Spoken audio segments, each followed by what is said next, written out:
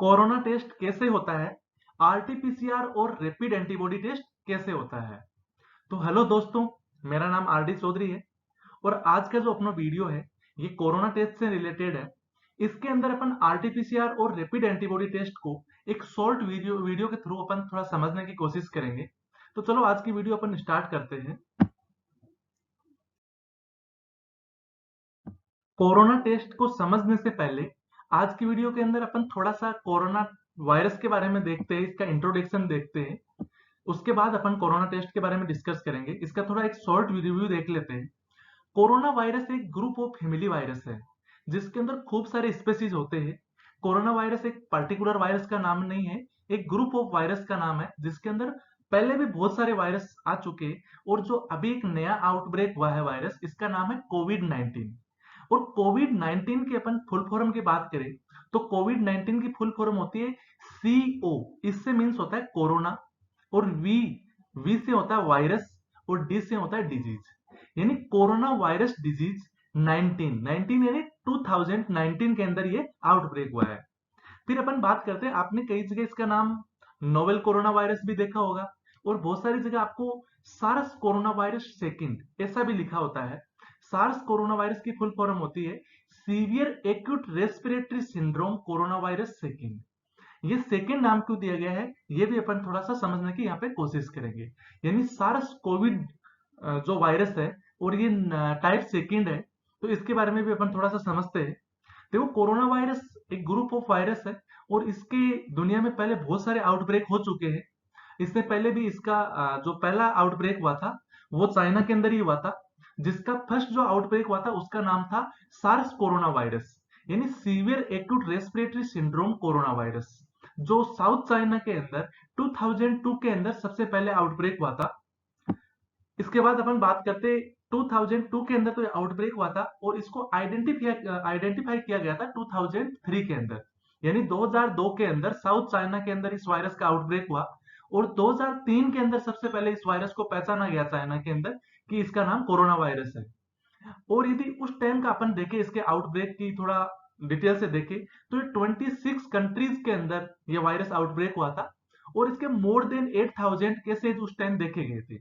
यानी अपन ऑलमोस्ट यदि देखें आज का जो कोविड-19 का आउटब्रेक है, इसके कंपैरिजन में अपन देखें तो ये आउटब्रेक बहुत छोटा था। सिर्फ 26 कंट्रीज के अंदर आउटब्रेक हुआ था और इसके बाद स्प्रेडिंग रुक गई थी इसकी, और इसकी वैक्सीन भी उस टाइम अवेलेबल हो गई थी। बट जो इसके जो केसेस थे वो बहुत कम हुए थे, यानी 8000 केसेस के आसपास ही हुए थे। फिर अपन बात करते हैं, ये सबसे पहला आउटब्रेक था। इसके बाद अपन देखे एक मर्स भी आया था, इसको अपन सार्स बोलते हैं पहले वाले को, और एक आया था मर्स यानी MERS कोरोना वायरस। इसकी फुल फॉर्म की अपन बात करें तो middle east respiratory syndrome corona virus इसको बोलते हैं। इसका भी आउटब्रेक हुआ था। ये सबसे पहले सऊदी अरब के अंदर हुआ था 2012 के अंदर, यानी 2012 के अंदर सबसे पहले इसको आइडेंटिफाइड किया गया था सऊदी अरब के अंदर। किसमें? कैमल्स के अंदर। जो सार्स कोरोना वायरस है 2002 के अंदर, ये सिवेट केट के अंदर सबसे पहले देखा गया था, जो चाइना के अंदर देखा गया था 2002 के अंदर। ये सिवेट केट से वहां पे जंगली जो बिल्ली होती है उससे वहां पे फैला था। और जो मर्स है जो ये सऊदी अरब के अंदर, ये केमल से फैला था वहां पे, यानी ये ऊंट के अंदर सबसे पहले वहां पे आइडेंटिफाई किया गया था।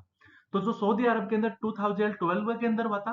बट जो मर्स है इसके आउटब्रेक बहुत सारे आउटब्रेक हुए हैं, यानी हर साल आता रहता है वहां पे। बट जो सबसे बड़ा आउटब्रेक देखा गया था वो देखा गया था 2015 के अंदर। 2015 के अंदर कोरिया के अंदर इसका बहुत ही लार्ज आउटब्रेक हुआ था। किसका? मर्स का। तो जो वैसे तो इसके बहुत सारे स्पेसीज है और भी बहुत सारे आउटब्रेक हुए थे, बट जो तीन आउटब्रेक अपन जो देख रहे हैं, यानी सबसे पहले चाइना के अंदर 2002 के अंदर, और उसके बाद में जो मर्स है वो 2012 और 2015 के अंदर कोरिया के अंदर, और उसके बाद अपन बात करते हैं तो कोविड-19 है। ये भी चाइना के अंदर वुहान के अंदर आउटब्रेक हुआ था इसका, जो 2019 के अंदर हुआ था। बट मोस्टली देखे तो कोरोना वायरस के तीन जो बड़े आउटब्रेक है जिनके बारे में अपन ने यहाँ पे समझा है। अब अपन बात करेंगे कोरोना टेस्ट के बारे में। अब अपन कोरोना टेस्ट के बारे में बात करेंगे, जिसको दो तरह के टेस्ट होते हैं इसके। बट अपन थोड़ा सा आरटीपीसीआर के बारे में समझेंगे। आपने देखा होगा इसके दो टेस्ट होते हैं, एक होता है आरटीपीसीआर और एक होता है रैपिड एंटीबॉडी टेस्ट। तो सबसे पहले देखते हैं आरटीपीसीआर है क्या, इसका थोड़ा सा इंट्रोडक्शन समझने की कोशिश करेंगे। आरटीपीसीआर की फुल फॉर्म होती है real time reverse transcription polymerase chain reaction test, यानी रियल टाइम। देखो इसके अंदर आरटीपीसीआर, इसके पास एक स्मॉल आर और दिखाई दे रहा है। इस स्मॉल आर का मीन होता है real time. Real time means जब कोरोना होता है, जब कोरोना से एक्सपोज हुआ है पेशेंट, उसी टाइम इसका रिजल्ट दे देता है। यानी उस टाइम की जो सिचुएशंस होती है उसके बारे में ये बताता है। तो रियल टाइम और रिवर्स ट्रांसक्रिप्शन, इसके बारे में अपन थोड़ा सा आगे देखेंगे। और पॉलीमरेज चेन रिएक्शन टेस्ट, तो इसकी ये तो होती है फुल फॉर्म। फिर अपन बात करते हैं थोड़ा सा, ये इसकी फुल फॉर्म है, इसके वर्ड्स को अपन थोड़ा समझने की कोशिश करेंगे। देखो कोई भी वायरस होता है वो बहुत ही कम वायरस होते हैं जो डीएनए वायरस होते हैं। मोस्टली जितने भी वायरस हुए हैं आज तक वो सारे आरएनए वायरस होते हैं, यानी डीएनए वायरस बहुत कम होते हैं। बट यहाँ पे अपन थोड़ा सा ऐसे समझेंगे, डीएनए से आरएनए के अंदर जब चेंज होता है जेनेटिक मटेरियल, यानी जब वायरस का जेनेटिक मटेरियल होता है या फिर जो डीएनए होता है उसको आरएनए में चेंज किया जाता है, तो उसको अपन बोलते हैं ट्रांसक्रिप्शन। ओके। और जब आरएनए से प्रोटीन या फिर अमाइनो एसिड के अंदर उसको चेंज किया जाता है तो उसको बोलते हैं ट्रांसलेशन। और फिर अपन बात करते हैं यदि आरएनए से वापस डीएनए में यदि चेंज किया जाता है, चेंज होता है, तो उसको बोलते हैं अपन रिवर्स ट्रांसक्रिप्शन। और जो इसकी फुल फॉर्म होती है इसके अंदर ये आ रहा है। और फिर यदि डीएनए डीएनए के अंदर चेंज होता है तो उसको बोलते हैं रेप्लिकेशन। जब डीएनए डीएनए के अंदर ही चेंज हो रहा है, डबल स्टैंडर्ड डीएनए के अंदर चेंज होता है, तो उसको अपन रेप्लिकेशन बोलते हैं। बट इसके अंदर अपने को सिर्फ सिर्फ रिवर्स ट्रांसक्रिप्शन को समझना है, क्योंकि जो आरटीपीसीआर है इसकी फुल फॉर्म में लिखा हुआ आ रहा है रिवर्स ट्रांसक्रिप्शन। तो रिवर्स ट्रांसक्रिप्शन का मीन्स क्या है, जो मोस्टली वायरस होते हैं वो आरएनए वायरस होते हैं, और जो कोरोना वायरस है, जो कोविड 19 है, ये भी एक तरह से आरएनए वायरस है। तो जो आरएनए वायरस है इसको अपन टेस्ट करने के लिए, इसके जेनेटिक मटेरियल को आइडेंटिफाई करने के लिए सबसे पहले इसको डीएनए में चेंज करना पड़ता है। अपन ने मोस्टली देखा होगा अभी हॉस्पिटल्स के अंदर जितने भी टेस्ट हो रहे हैं उनमें से जो आरटीपीसीआर जो टेस्ट हो रहा है इसके रिजल्ट के अंदर टाइम लग रहा है, यानी 15 से 24 घंटे तक लग रहे हैं इसके अंदर। आजकल थोड़ा सा फास्ट होने लग गया, आजकल 6 से 8 घंटे में रिजल्ट्स मिल रहे हैं। बट जब आउटब्रेक हुआ था और टेस्ट होने लगे थे तब नेक्स्ट डे तक इसका रिजल्ट आता था। तो इसका जो इतना लंबा टाइम लगने का रीजन क्या है कि इसको सबसे पहले आरएनए से डीएनए में चेंज किया जाता है, और फिर डीएनए का जो इसका जो जेनेटिक मटेरियल होता है इसको क्या करते हैं, जो कोरोना स्पीसीज है, जो कोविड 19 है, इसका जो स्ट्रक्चर है उस स्ट्रक्चर से मैच किया जाता है इसको, जेनेटिक मटेरियल को। यदि मैच हो गया तो उसको अपन बोलेंगे कोरोना पॉजिटिव है, और यदि नेगेटिव है तो उसको बोल देंगे कोविड 19 नेगेटिव है। बट इसको अपन थोड़ा सा और डिटेल से देखने की कोशिश करेंगे। तो चलते हैं नेक्स्ट स्लाइड पे। अब यहाँ पे अपन समझेंगे कोविड 19 टेस्ट, यानी जो कोरोना का जो स्पीसीज है कोविड 19, इसका डिटेल से देखते हैं। इसके मोस्टली दो तरह के टेस्ट हो रहे हैं, एक वायरल टेस्ट, एक होता है एंटीबॉडी टेस्ट। जो वायरल टेस्ट है इसको अपन आरटीपीसीआर टेस्ट बोलते हैं, और जो एंटीबॉडी टेस्ट है इसको बोलते हैं अपन रैपिड एंटीबॉडी टेस्ट। फिर अपन बात करते हैं reverse transcriptase polymerase chain reaction test. जो आरटीपीसीआर टेस्ट है इसकी अपन फुल फॉर्म की यदि बात करें तो इसकी फुल फॉर्म होती है reverse transcriptase polymerase chain reaction test, यानी पॉलीमरेज चेन रिएक्शन टेस्ट होता है।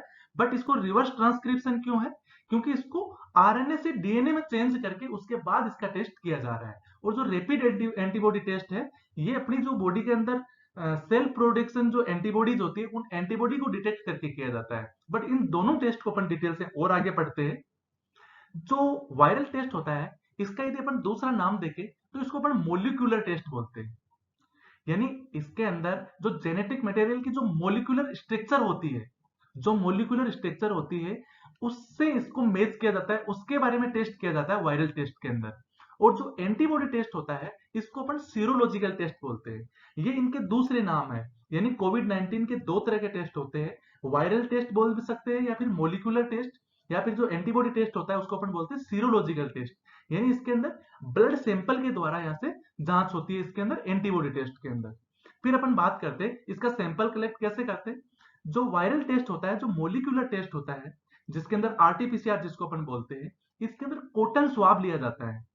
क्या लिया जाता है, कॉटन स्वाब लिया जाता है इसके अंदर। और जो एंटीबॉडी टेस्ट होता है इसके अंदर ब्लड सैंपल लिया जाता है। जो कॉटन स्वाब लिया जाता है ये लिया कहां से जाता है, या तो एक गले से लिया जाता है या फिर नोज से लिया जाता है, नोज के बिहाइंड साइड से यानी पीछे वाली साइड से। क्योंकि जो कॉटन स्वाब क्यों लिया जाता है, क्योंकि जो कोविड 19 वायरस है, इस वायरस का देखा गया है, जो वैज्ञानिक बताते हैं कि इसका जो रेप्लिकेशन होता है, जो इसका रिप्रोडक्शन होता है वायरस का, यानी जो वायरस का जो फैलाव होता है इसका, वो कहाँ पे होता है, गले के अंदर या फिर रेस्पिरेटरी ट्रैक के अंदर। जो अपना रेस्पिरेटरी ट्रैक हो गया, ट्रेकिया हो गया, नोज के बिहाइंड वाली साइड होगी, वहां पे क्या होता है, इसका रेप्लिकेशन होता रहता है, यानी रिप्रोडक्शन होता रहता है, ये वायरस बढ़ता जाता है। और जो एंटीबॉडी टेस्ट होता है, इसके अंदर ब्लड सैंपल कलेक्ट किया जाता है, और ब्लड सैंपल की भी, ब्लड की जो इतनी सी क्वांटिटी होती है कि अपन जैसे ब्लड शुगर करते हैं, तो ब्लड शुगर जो ग्लूकोमीटर से करते हैं, तो जैसे प्रिक के अंदर नीडल प्रिक से जितना ब्लड लेते हैं, उतने से ब्लड से भी इसका सैंपल हो सकता है, यानी उससे भी इसका टेस्ट है वो हो जाता है। बट यहाँ पे सबसे ज्यादा एक इंपॉर्टेंट समझने वाली चीज वो है कि आज इंडिया के अंदर मोस्टली देखा जाए तो वैसे तो 20 जून से, अभी 20 तारीख से दिल्ली के अंदर कोरोना के जो रैपिड एंटीबॉडी टेस्ट है वो होने शुरू हो गए हैं, यानी हो जाएंगे अभी 1-2 दिन के अंदर 20 से। बट अभी तक इंडिया के अंदर जो रैपिड एंटीबॉडी टेस्ट नहीं हो रहे, तो इसका रीजन क्या है, इसके बारे में भी यहाँ पे अपन समझने की कोशिश करेंगे। जो कोविड 19 टेस्ट है, इसके अंदर जो वायरल टेस्ट है, ये करंट इन्फेक्शन को बताता है, यानी जो अभी अपनी बॉडी के अंदर तुरंत इन्फेक्शन है उसको बताता है। यदि आज कोई पेशेंट है, वो कोरोना से एक्सपोज हो गया है, या फिर उसके अंदर कोरोना वायरस इंटर हो चुका है कोविड 19, तो उस सिचुएशन को अपन तुरंत डिटेक्ट कर सकते हैं। यानी उसके सैंपल होते हैं वो डायरेक्ट कहाँ से लिए जाते हैं, अपने गले से लिया जाता है, यानी रेस्पिरेटरी ट्रैक से लिया जाता है, नोज के बिहाइंड साइड से लिया जाता है, और वहां पे कॉटन स्वाब कलेक्ट किए जाते हैं, तो उसके अंदर उसके रेप्लिकेशन को अपन, रिप्रोडक्शन को चेक कर लेते हैं, तो उसका जो करंट इन्फेक्शन होता है उसको बताता है। फिर यदि अपन एंटीबॉडी टेस्ट की बात करें, तो ये प्रीवियस इन्फेक्शन को बताता है। इसको थोड़ा सा समझने की जरूरत है, ये इंडिया में ज्यादा क्यों नहीं हो रहा था, क्योंकि इसके जो फॉल्स रिजल्ट काफी देखने को मिलते हैं, इसलिए इसकी एक कंप्लीट गाइडलाइन को फॉलो करना पड़ता है पेशेंट की। यदि अपन कंफर्मेटरी टेस्ट की बात करें, तो वायरल टेस्ट को ही कंफर्मेटरी टेस्ट माना गया है, एंटीबॉडी टेस्ट को कंफर्मेटरी टेस्ट नहीं माना गया है। उसका रीजन ये है कि यदि कोई एक्सपोज हो गया है कोविड 19 से, तो एक्सपोज होने के बाद यदि उसके अंदर कोविड 19 डेवलप हो गया है, तो उसके अंदर जो एंटीबॉडीज बनेगी वो काफी दिन बाद बनती है, यानी उसके अंदर 14 से 21 डेज तक लग जाते हैं, 14 से 21 दिन तक का टाइम लग जाता है एंटीबॉडी प्रोड्यूस होने के अंदर।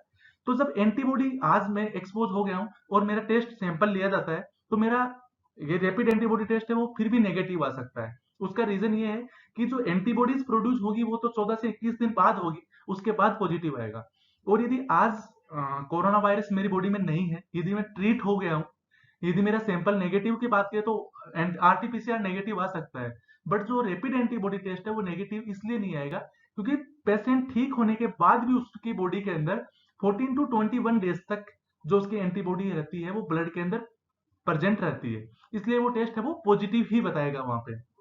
इसलिए इसको अपन एक करेक्ट गाइडलाइन है कि कितने दिन बाद किस तरह के पेशेंट के अंदर ये सब चीजें थोड़ा देख के उसके बाद इस टेस्ट को किया जाता है। बट इसको थोड़ा सा और डिटेल से डिस्कस करते हैं। चलो चलते हैं नेक्स्ट स्लाइड पे। अब अपन बात करते हैं जो कोविड 19 टेस्ट की दो टेस्ट होते हैं, वायरल टेस्ट और एक एंटीबॉडी टेस्ट। जो वायरल टेस्ट होता है, इस वायरल टेस्ट को आरटीपीसीआर टेस्ट बोलते हैं और एंटीबॉडी टेस्ट को अपन आरए टेस्ट बोलते हैं। बट जो वायरल टेस्ट है, ये सिर्फ इसके अंदर टाइमिंग की बात करें तो आजकल तो वैसे 4 से 5 घंटे लगते हैं। बट जो जब कोविड 19 आया था इंडिया के अंदर, तब इसके टेस्ट के अंदर टाइम लग रहा था वो 15 to 24 आवर्स लग रहे थे। यानी नेक्स्ट डे इसका रिजल्ट है वो, अपनी को रिपोर्ट है वो कलेक्ट करते थे, यानी नेक्स्ट डे तक अपने पास रिपोर्ट मिलती थी। बट आजकल थोड़ा सा फास्ट होता है, 4 से 5 घंटे के अंदर इसका रिजल्ट मिल जाता है अपने को। बट जो रैपिड एंटीबॉडी टेस्ट है वो 15 to 20 मिनट, यानी 15 से 20 मिनट के अंदर, यदि हाईएस्ट बात करें तो अपन 30 मिनट्स है, यानी विद इन 30 मिनट्स अपने को इसका रिजल्ट मिल जाता है। इसलिए आजकल जो टेस्ट है वो बहुत ज्यादा करने पड़ रहे हैं, इसीलिए रैपिड एंटीबॉडी टेस्ट को वहां पे स्टार्ट करवाया जा रहा है। फिर अपन बात करते हैं जो वायरल टेस्ट होता है वो काफी कॉस्टली होता है, और जो रैपिड एंटीबॉडी टेस्ट होता है वो काफी कम प्राइस का होता है। यदि इसकी बात करें तो जो वायरल टेस्ट है वो काफी एक्सपेंसिव होता है, यानी 2500 रुपए पर टेस्ट। यदि एक टेस्ट की कॉस्ट की अपन बात करें तो 2500, 2500 रुपए तक इसका कॉस्ट पड़ता है। और जो रैपिड एंटीबॉडी टेस्ट है इसका 450 रुपीज, यानी सिर्फ 450 रुपए पर टेस्ट किट है। ये वैसे आज की प्राइस है जो आज इंडिया में टेस्ट हो रहे हैं, इन सभी टेस्ट की प्राइस है, हो सकता है कल को इनकी रेट डिक्रीज हो जाए, क्योंकि मोस्टली देखा गया है जितने भी टेस्ट वगैरह होते हैं और जब स्टार्टिंग इसकी होती है तब इनकी जो रेट वगैरह होती है वो ज्यादा होती है, और जैसे जैसे टाइम निकलता जाता है वैसे वैसे उन सभी चीजों की अवेलेबिलिटी बढ़ जाती है, और अवेलेबिलिटी के साथ ही उनकी जो प्राइस होती है वो काफी कम हो जाती है।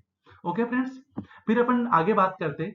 तो जो वायरल टेस्ट है, जो आरटीपीसीआर है, इसको लेबोरेटरी के अंदर चेक करते हैं, यानी लेबोरेटरी के अंदर ले जाके जो पैथोलॉजिस्ट होते हैं वो इसको चेक करते हैं, क्योंकि लेबोरेटरी के अंदर ले जाके उस सैंपल को क्या करते हैं, वहां से जो आरएनए वायरस है उसको रिवर्स ट्रांसक्रिप्टेज कराया जाता है, यानी डीएनए में कन्वर्ट कराया जाता है, और कन्वर्ट करने के बाद उसका जेनेटिक मटेरियल होता है, उसकी स्ट्रक्चर को, जो कोविड 19 की ओरिजिनल स्ट्रक्चर होती है उसके साथ मैच किया जाता है, उसके बाद रिजल्ट डिक्लेयर किया जाता है।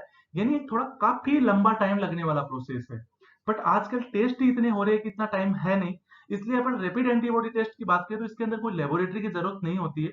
इसके अंदर सीधा फिंगर को प्रिक करके वहां से जब ब्लड शुगर करते हैं उसी की तरह वहां से ब्लड का सैंपल कलेक्ट किया जाता है, और एक टेस्ट किट आती है, उस टेस्ट किट के ऊपर उसकी ड्रॉप डालने से उसके अंदर जो रिजल्ट होता है वो बता देता है। तो इसके अंदर एक तरह से लेबोरेटरी की जरूरत नहीं होती है, इसको पब्लिक के अंदर कहीं पे भी किया जा सकता है।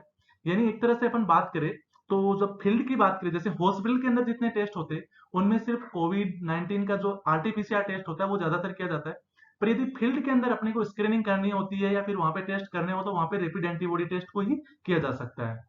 और यदि फास्टली रिजल्ट चाहिए तो उसके लिए भी अपन रैपिड एंटीबॉडी टेस्ट को ही वहां पे प्रेफर करते हैं। बट इसकी थोड़ा और बात करें तो जो वायरल टेस्ट होता है वो मोर कंफर्मेटरी है, और जो रैपिड एंटीबॉडी टेस्ट है वो लेस कंफर्मेटरी है, और वो क्यों है इसके बारे में आपको मैं समझा चुका हूँ। बट इसके बारे में थोड़ा सा और आगे देखें कि जो इसका शेड्यूल है कि रैपिड एंटीबॉडी टेस्ट कहाँ करना चाहिए और वायरल टेस्ट कहाँ करना चाहिए। Okay friends,